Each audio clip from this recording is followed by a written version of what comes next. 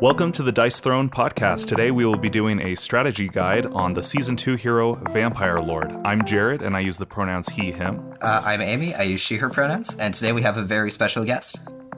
Hi, I'm Nate Shetler, and I use he, him pronouns. Nate Shetler is the other admin of the Dice Throne Humber community, and he is a Vampire Lord main. So he's going to help us because neither Jared nor I really know what we're talking about, the Vampire Lord. We brought in an expert. Yes. Expert TBD. We're not sure yet. Right off the bat, why do you like this hero, Nate? I was drawn by the lifesteal. I'm always in it for the lifesteal, and then I also thought the first time I played her, gosh, this character sucks. I got to make this work, and I haven't looked back since. That's awesome. Yep. Personally, I like the Vampire Lord because she's the hero you pick when you just want a fun game. Because she can either absolutely destroy your opponent or she can get pounded into the dirt. Very swingy luck. I'm not a huge fan of her, so hopefully you can change my mind today. So, Nate, can you give a quick rundown on the Vampire Lord, just in general, her strengths and weaknesses? Sure. Vampire Lord, primary weakness that you will notice is her defense does not really prevent damage. You can get hit really hard by just normal defendable damage, and there's not much you can do about it. Her strengths is she has some pretty good versatility with her blood power. She's got different options. She can change her game plan on the fly, and she is the only official hero to have health steal mechanics, which can really, really swing the game in your favor. That's kind of her whole shtick, is she wants to steal your health or suck your blood. So she actually has two different, quote-unquote health steal mechanics. The one is the actual health steal on her defense, and the second is a pseudo health steal on her blood power. So blood power is her main token. She gains it pretty constantly, and she can spend it for a variety of effects. She can only do each effect once per turn. So she can spend 1 token to add 2 damage to an attack, or 2 tokens to remove a stats effect from herself, or 3 tokens to draw 2 cards and discard a card. Or she can spend 4 tokens, which is the stack limit, to heal equal to the amount of damage you successfully deal this roll phase. So if she does 8 damage to the opponent and they take 6, and she spends 4 blood power, she also heals 6. Which turns what was originally a 6 damage attack into essentially a 12 damage attack, because you dealt 6 and you healed 6. So you got a 12-point health differential in total. So one question I have right off the bat is, what's the best way to get to that health steal? Do you just wait until you've accumulated the tokens, and then at the right opportune moment, you use it to do a big attack and then do a bunch of health steal? Or is it best to just go for the tokens as quickly as possible, and no matter what the attack is, use your health steal immediately so they can't, what status affects your blood power? So if you just, looking at it mathematically, you want to make sure that you can land at least 8 damage when you use your health steal. Otherwise, you would have just been better off to use the blood powers individually for +2 damage. So that 8 damage number is a pretty key number. If you notice, blood magic does exactly 8 damage. Yes, and blood magic can be made undefendable. Correct. I honestly, to answer your question, I think it depends on the opponent usually. Because Vampire Lord's biggest weakness is opponents who have damage prevention. Because you can use your 4 blood power, but then the opponent can respond by using evasive or protect or anything like that can reduce damage, and now you just wasted your blood power. So for me, it depends. If I'm going against the opponent with a bad defense, or just not defensive capabilities like a Pyromancer, then I would go for just health stealing as much as possible. Whereas if I was going against the Moon Elf or the Shadow Thief, I would save up my blood power and go for an ultimate. So that they can't respond with damage prevention. Indeed. I think the Vampire Lord, almost more than any of the other official heroes, she is very dependent on what her opponent does. Like, your game plan and what you do is almost always going to end up being reactionary to how your opponent plays or what hero they're playing. Yeah, and I think that's where a lot of people see the weakness in Vampire Lord more than the strength. Is that they just see the fact that she's reacting to the opponent and think of that as a weakness, and as if the opponent has control over the game. So yeah, I guess let's get into some of the particular abilities. So, Nate, are there any abilities in particular that you think are worth using or worth upgrading? What's your general game plan when you're rolling for the Vampire Lord? Well, general game plan. A turn one, you pretty much can never go wrong with the turn one Sanguimancy. It'll let you heal 2 and gain 3 blood power right off the bat, which you can possibly gain a blood power off your defense, which means if you go first, activate Sanguimancy, you'll heal 2, get 3 blood power. Then your opponent attacks you with defendable damage. You could get a 4th blood power off of your defense, and then you're going into turn 2 with a stack of 4 blood power ready to activate your heals. Yep. Sanguimancy is the same difficulty to activate as the Monk's Combo Strike. It's not difficult at all to roll. It is very easy. If you chase it, you will almost never miss it. And even if you do miss the 6, you still can fall back on Glamour, which is by no means a bad ability. I should also mention, so if you do get that 4 blood power going into turn 2, and then you roll blood magic, then you can spend 1 blood power to increase the damage by 2, and then you gain the 4th one back from the 1 blood power it gives you. So now you're doing 10 damage, and you have 4 blood power, which, as Nathan discussed, is very worthwhile being able to go past that 8 damage threshold. That is a super deadly combo if you manage to hit that. Yep. This kind of brings up the question for me: how often do you use the 2 token and 3 token effects of blood power? Like only when you're in dire straits, or do you use them as frequently as the 1 token and 4 token abilities? So for the 2 tokens, it depends on the matchup. I might remove Burn against the Pyromancer. And if I'm desperate, I might remove Parlay if I'm playing against the Cursed Pirate. Not many heroes have stat effects that are so bad that you absolutely need to use 2 tokens to remove them. As for the 3 tokens effect, the 3 tokens effect is actually good for 2 reasons. Either if you want to go for an economy game in which you try to burn through your deck as much as possible, which is very capable for the Vampire Lord because her ultimate gives her more cards. The other thing you can use the 3 tokens for is if your opponent plays what status effects on your blood power, before the what status effects fully resolves, you can spend 3 blood power for that effect, and then you just lose the remaining one.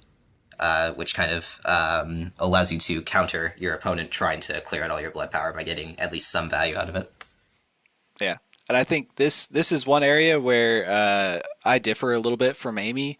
I tend to never use the 3 token effect unless I'm getting what status effects and I have to spend 3 tokens or lose them forever. Then I'll draw the cards. But having 3 tokens is so close to having 4 tokens, so close you could just get it off your defense that I tend to not really want to use it for the card draw. However, the 2 token effect, spending 2 tokens, you can kind of think of it as a minimum value. You need to get at least 4 damage worth of value out of that spend to make it worthwhile.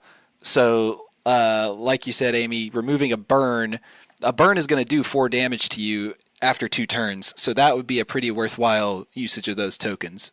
Yeah, or if you have a stat effect removal card in your hand, spending that 2 blood power would save you 1 or 2 CP. In which case, then you have to weigh how valuable that is to you. Yeah, it depends on what other cards you got. But you also want to check before you bother spending your tokens to remove a status effect. How easy is it for your opponent to just put it right back on you? Yeah, I mean, in the burn case, then you can spend blood power at any time, so you can spend 2 blood power right before your upkeep phase starts to remove burn. So that way you don't remove it, and then the Pyromancer just inflicts it again on her attack. Yeah, and another thing to keep note of is that spend it at any time is crazy powerful to just remove the status effect at the opportune moment for you. One matchup in particular where it's in that specific use of blood power is very important is against Cursed Pirate, because Cursed Pirate can inflict Parlay on you, which is just absolutely horrible for the Vampire Lord. Parlay makes it so you can't do damage. Yeah, but what you can do is you can roll for your offensive roll phase, check to see if you're going to get an ability that does a good amount of damage, and then remove Parlay right before you activate it. Exactly. So that is a super useful thing to have in that matchup, just off the top of my head. Yeah. You're noticing a lot of what we're saying is it depends on the matchup, and honestly, that's the trick with Vampire Lord. I personally, Vampire Lord is the last hero I mastered, and this is exactly why. To be really good with the Vampire Lord, you have to be pretty good with all the other heroes, so that you know what's up with them. Going back to the 3 tokens effect, I do actually use that one somewhat often. Another edge case use of it is if your opponent is activating a really powerful ability that's going to kill you guaranteed, which is often the case for Vampire Lord because your defense is really bad. You can quick spend 3 blood power to draw 2 cards and discard one in the hopes that you get a dice mod card or something else that will save you. Yeah, a last-ditch effort for survival. Yes. Also, as we're about to discuss, Vampire Lord has a couple of cards in her deck that are really, really bad. So the discard 1 card effect isn't as bad as it seems unless your hand is just ungodly for some reason. Why don't we just go through the abilities again? So is there anything, are there any abilities in particular you like, any that you don't like? So, to me anyways, Gouge, which is her basic attack, often gets ignored by a lot of players because it's a basic attack. However, you will find that often as Vampire Lord, you end up having to activate your basic attack once or twice a game, just from the rolls that you end up getting. Unless you're really lucky, in my experience, you usually have to activate it. And she has 2 Gouge upgrades. She can go up to a level 3 on that, and they're not terribly expensive CP wise. So I always think that upgrading Gouge is a worthwhile endeavor that most people wouldn't really think about. They for most heroes, I immediately just sell the basic attack upgrades. Yeah, same here. But I don't think it's necessarily a waste on the Vampire Lord because the upgrades are pretty solid. In particular, they give you a 3 of a kind effect to gain blood power instead of 4 of a kind, and getting 3 of a kind is much more likely to happen than 4 of a kind. And to go with that, if you happen to pull a Gouge 3, let's say, in your opening hand, Rend is another ability that kind of gets overlooked sometimes, but I would say is actually quite good, and the upgrade for it is also quite good. Yep, so the base Rend ability has you roll 3 dice, and the upgrade has you roll 5 dice. Yeah, the upgrade adds those 2 extra dice, and those 2 extra dice are super big for consistency, because what you're trying to do is roll at least 1 gaze, which is the symbol that there's 2 of on her dice, and 1 droplet, which is the 6. Because then you can draw a card and gain a blood power off that ability, which kind of Amy alluded to it earlier with the drawing cards effect on blood power. Vampire Lord really can actually kind of be a bit of an economy hero going through her deck, and Rend is the other way you really like to do that is you're dealing solid damage, you're gaining a blood power so you can start building up that stack, and you can draw a card so you're getting through your deck to fish out their good cards. I think Rend is often overlooked.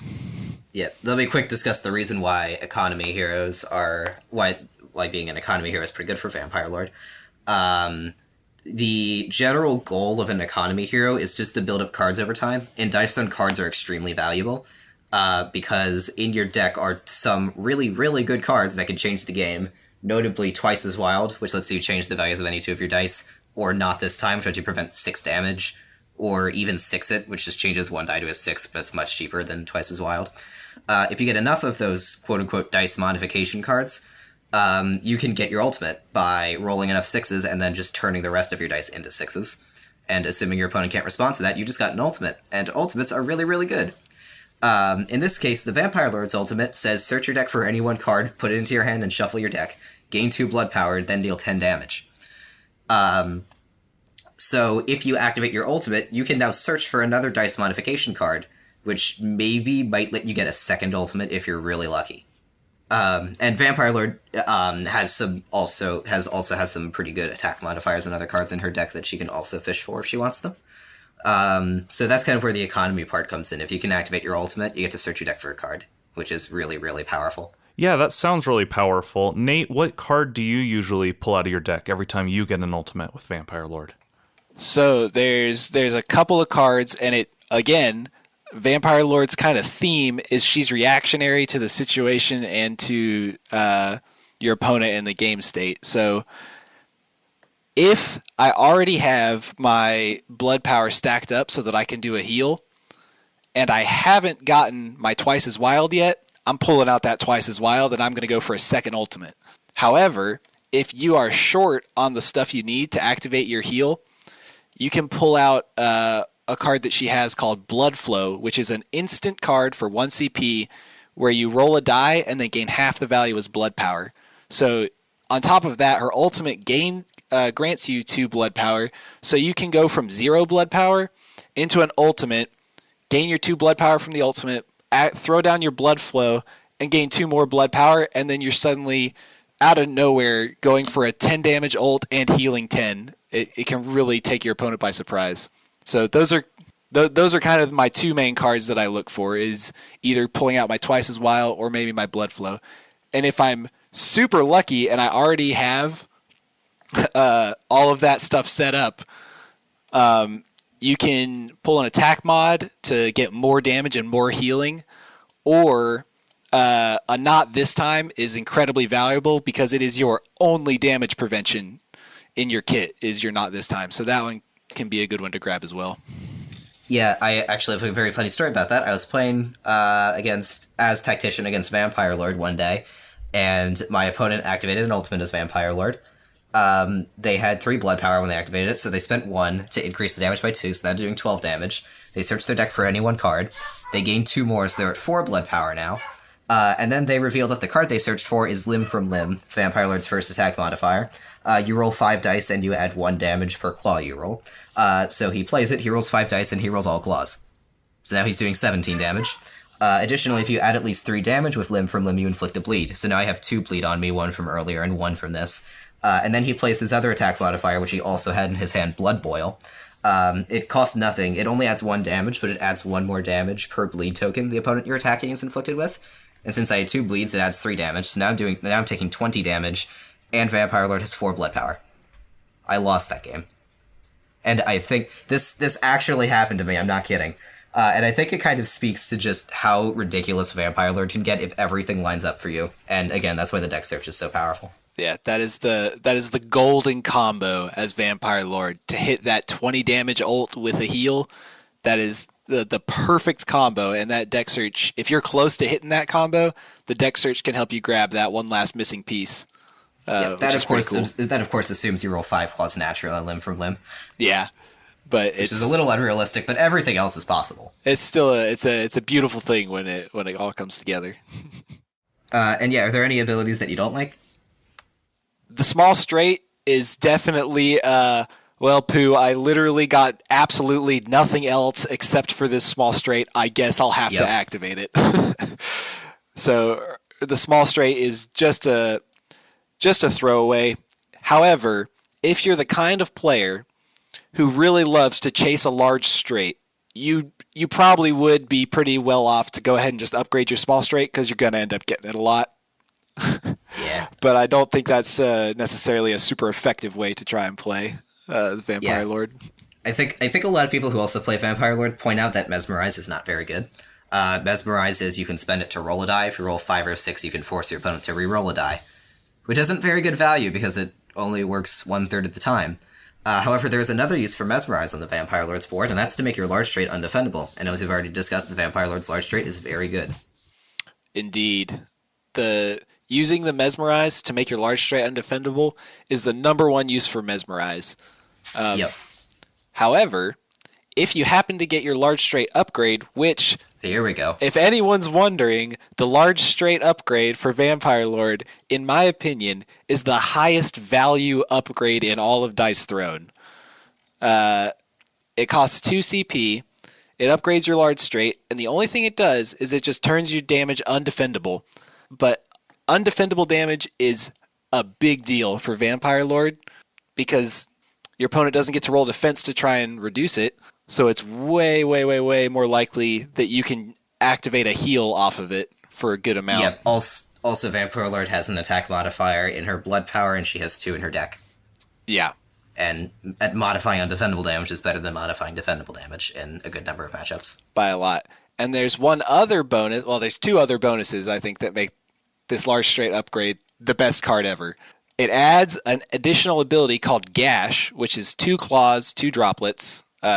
So it's a easier to roll rend. It's a good fallback if you miss your rend. It's also a good fallback if you're rolling for 6s and you don't get a lot. You'll often accidentally get a gash, and the gashes just deal 5 undefendable damage, which is really good. If you look at the Barbarians board, I forget what it's called. Is it Crit Bash maybe? Sturdy Blow. Sturdy Blow. Sturdy Blow. That's the one. Is like 4 undefendable damage or something. So this is already just better than that.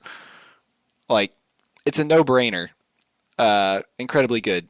And the last super big benefit it gives you, you no longer have to keep your mesmerizes hanging around to use them to make your large straight undefendable, because it's already undefendable. That means you can spam a mesmerize.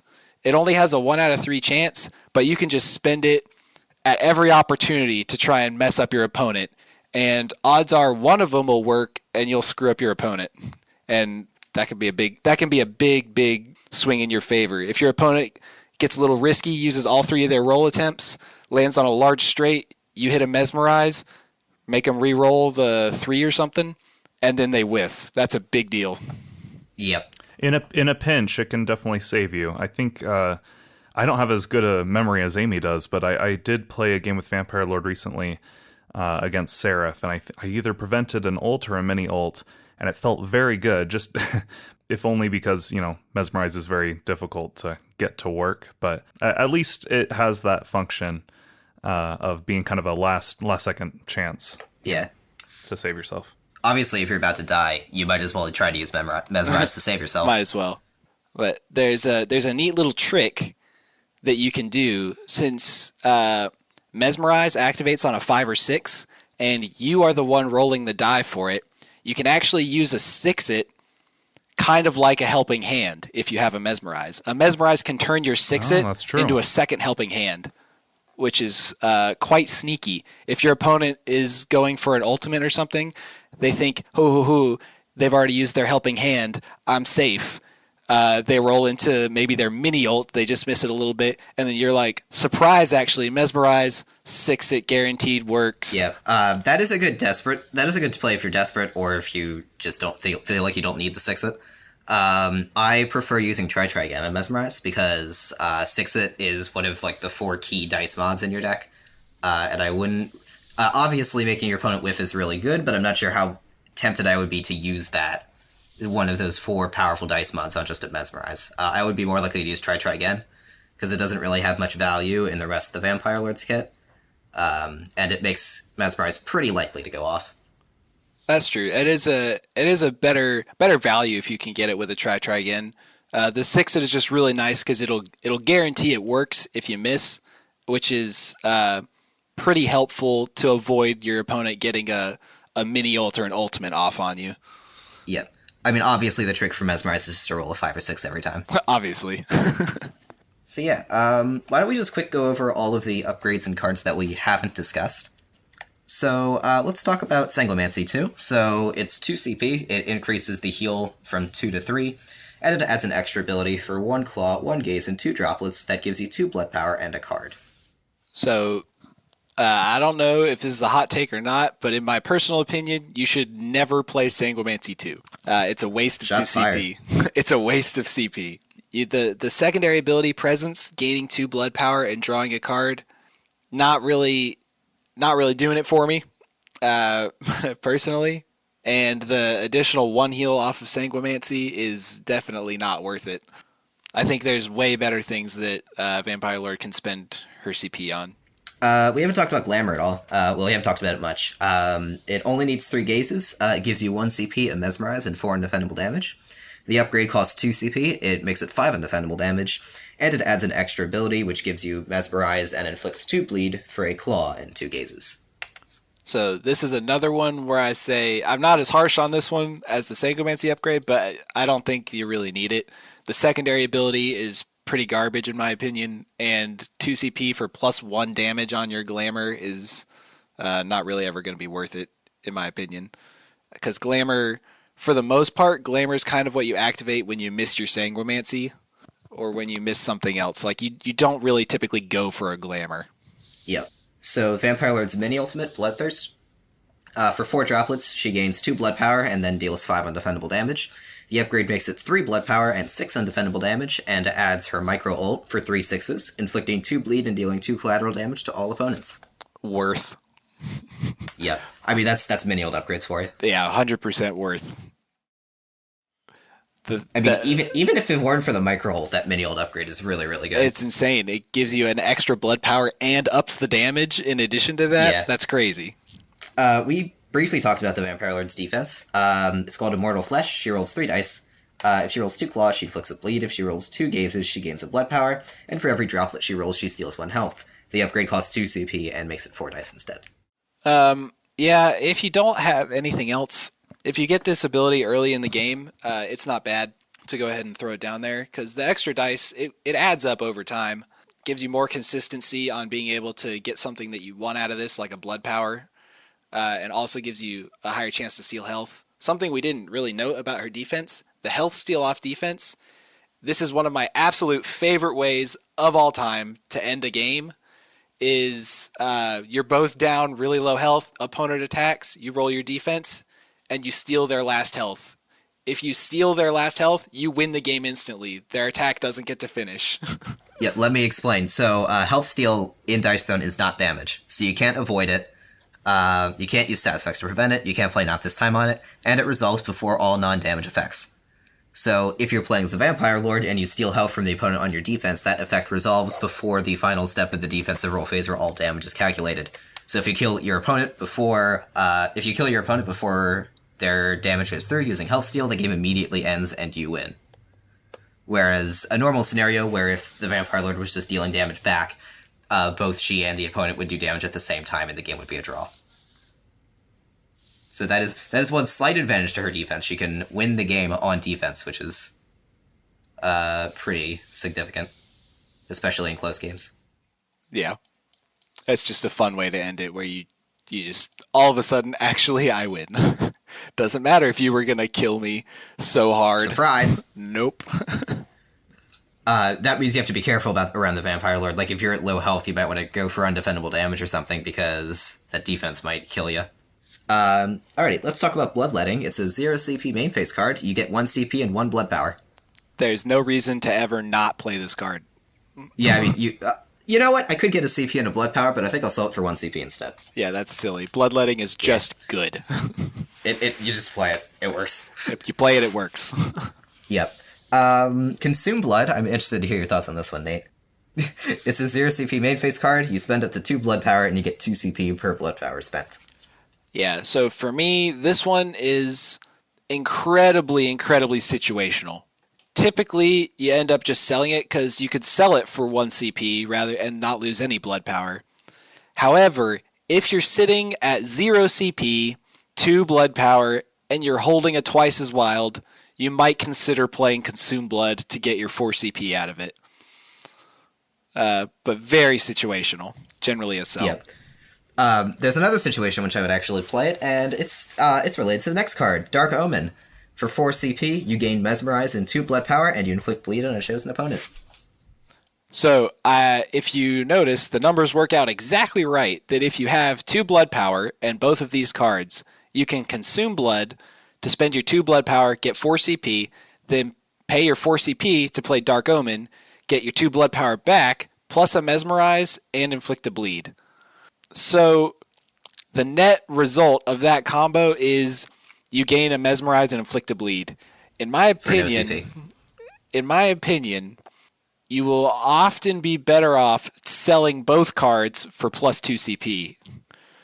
However, there are certain scenarios where the bleed might be really worth it, such as if you're holding Blood Boil, which is going to do extra attack modifier damage with the bleeds, or if you haven't upgraded your large straight and you think you might be able to get it with a dice mod or something this turn, getting that Mesmerize to spend on your large straight might also be pretty worth it.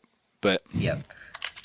I honestly think it depends on what's in your hand. Like, if you already have enough CP to play all of the cards in your hand, I would just do this combo right away. The earlier you inflict bleed, the more likely it is to have a bigger impact. That's true.